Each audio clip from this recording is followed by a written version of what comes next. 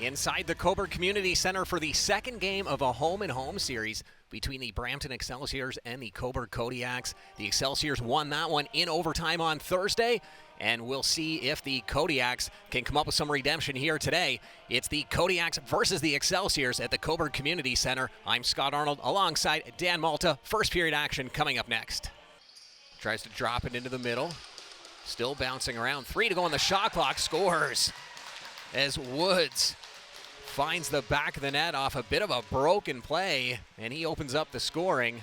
Aaron Woods just kind of scooping up a ball, the sling and shoot.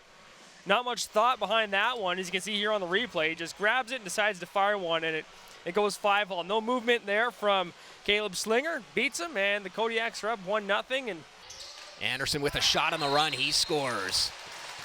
David Anderson with a nice look, finding the bottom left corner, and it's 2-0 Kodiaks. Maintaining their pressure. There was a lot of space created by Tanner Buck up top. That opened things up in the middle of the floor as everything got spread out. And then a laser beam from up top just beats Slinger down low. And once again, they're aiming low and going for that bouncer that makes it more difficult for a goalie. And 2-0 Cobourg.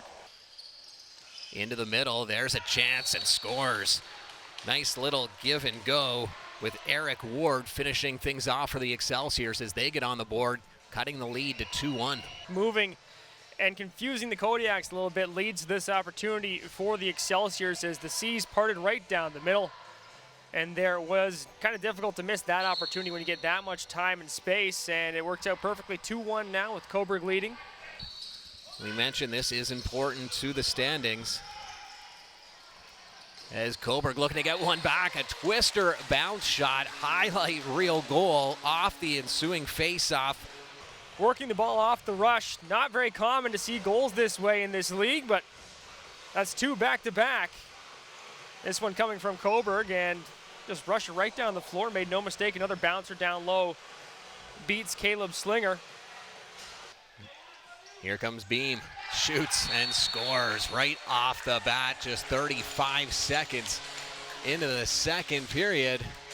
And there really wasn't much thought behind that one either. And this is how Cobourg's been having success. Just some broke down plays, taking advantage of the mistakes of the Brampton Excelsiors, and then working it down the floor, once again shooting at the feet of Caleb Slinger and finding some success. After a low-scoring first period, there's a shot from Anderson on the run, and he scores. So not even 2 minutes into this second period, and already 2 goals from the Kodiaks. That's what ends up in a goal here, is just having that programmed, it seems, into what they're going to be doing when they're shooting that ball. Every single time it is at the feet, it's bouncing about a foot from the goal line. On the man advantage, it's Medeiros over to Horseman. He scores. A power play marker just 18 seconds into the man advantage. Getting really quick to it on the power play, and they just took a shot. Get up there. A lot of space. You have a good shooting angle with the stick position, and he launches it over the shoulder of Jackson Brown. This will be a good look at it right here, just getting that stick up high and dropping it down. Eric Ward. There's a shot that finds the back of the net. James Whiteford. Something I was going to touch on for Brampton was they weren't able to get shots from down low. There's one right in the slot. Perfect position to get your shot off, but a lot of their possessions, they've just been circling it around the outside. We've seen them expire the shot clock. We've seen them get some shots from outside. Jackson Brown's going to be able to handle that.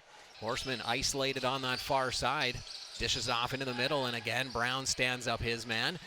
But can't stop that rebound as Tyler Ferreira right on the doorstep. I think it showed up for the first time on that pick and roll with the big save from Jackson Brown. It was just tired legs. They got Cobourg to bite so hard on that pick and then the roll, and then here, another opportunity. They just pick up that ball, reestablish in deep, a ton of space. Cobourg still with the ball. Moyer to Anderson, shoots and scores. The hat-trick goal. And just a situation where you get a chance from the lower slot like that, you've got to make it work out for your team. And after scoring 2 already, David Anderson, I don't think he was going to make a mistake there. He completes the hat-trick. Anderson gets his 4th, 2 in a row, and it's 7-4. But shot to the exact same location and beats O'Toole. Just too much shot with a bit of a screen. It's a challenge for any goalie, especially one stepping in like this. Checked hard by Kelly.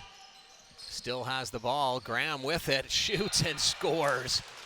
What an individual effort by Rory Graham on that goal. I think he might have been surprised as well, but just working through traffic, 2 players, and then just a last-ditch shot. Really his only option in that position was to bounce it underhand, and he finds 5-hole.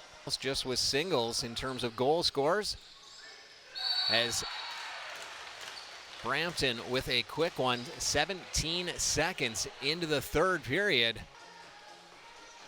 So you can see Willman driving, dishes, and right there on the doorstep, it's Henry follows, and all 3 Kodiaks defenders go over to cover Willman.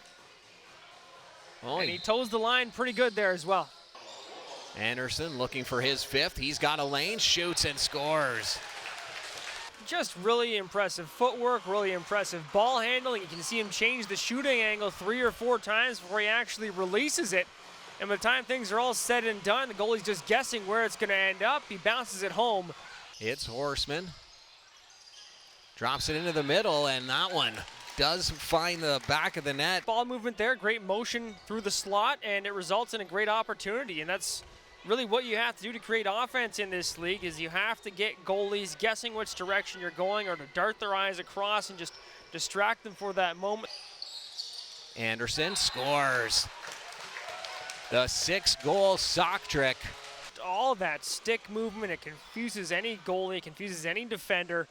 You can change the angle that many times, and the fluidity of the time he's able to get the shot off and the motion of the stick, it's just a great weapon to have in your arsenal. And to Anderson, shot on the run. Moyer with the rebound, scores. More impressive than the goal there was the ability to scoop the ball up, coming in hot off the boards in traffic, and then getting that shot off quickly. So just scooping that ball coming off the boards just as fast as it went in with a defender right on your back, really impressive.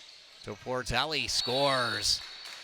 I don't know if that got redirected in front or not. It looked like it might have changed directions. Yeah, really good from the Kodiaks, or pardon me, from the Excelsiors there, not to force things and just to let the play come to them. They got the Kodiaks running around with their excellent ball movement. They're able to capitalize with a great shot opportunity. 5 to go on the man advantage, and there's a goal at the side of the net coming from Woods. With the way that things have been bouncing for the Brampton Excelsiors, just to close things out here, it's a pretty solid ball movement there to sneak that pass right across the crease. The quick stick jams that one to the back of the net. And that one does, as Brown tried to slide over, and he ends up leaving the open cage. Referee checked in on him. He waved off the referee. That was just before what we're looking at right there. So he had just waved off the referee and said, "I'm good."